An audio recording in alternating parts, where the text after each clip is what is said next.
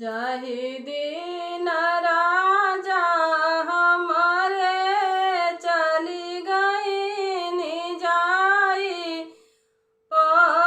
परदेस गई हो हे राजा रहु रे सकल केसी पहिया कहीं ना हम देखिले हो हे राजा रहु रे सकल केसी पहिया कहीं ना हम देखी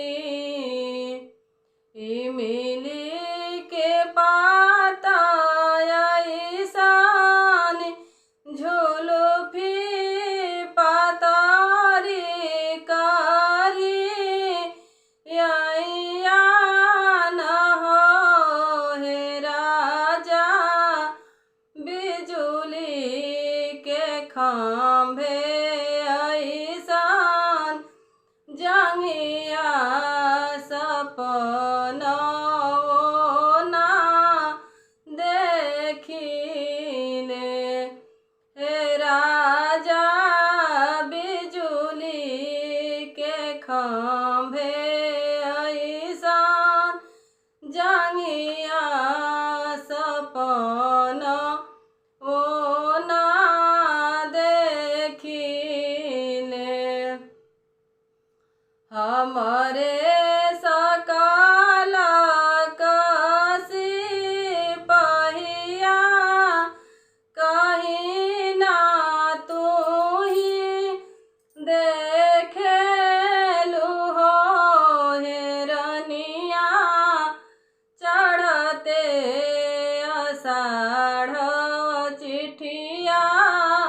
लिखी घर ही चली आईबी हो हे रनिया चढ़ते आषाढ़ चिठिया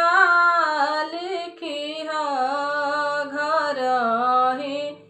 चली आईबी कथुले बनइबो कोरा कागजवा त कथुले सियहिया न हो हे राजा कौन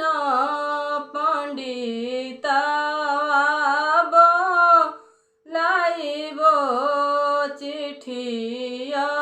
लिखी भेजब हे राजा कवन पंडितवा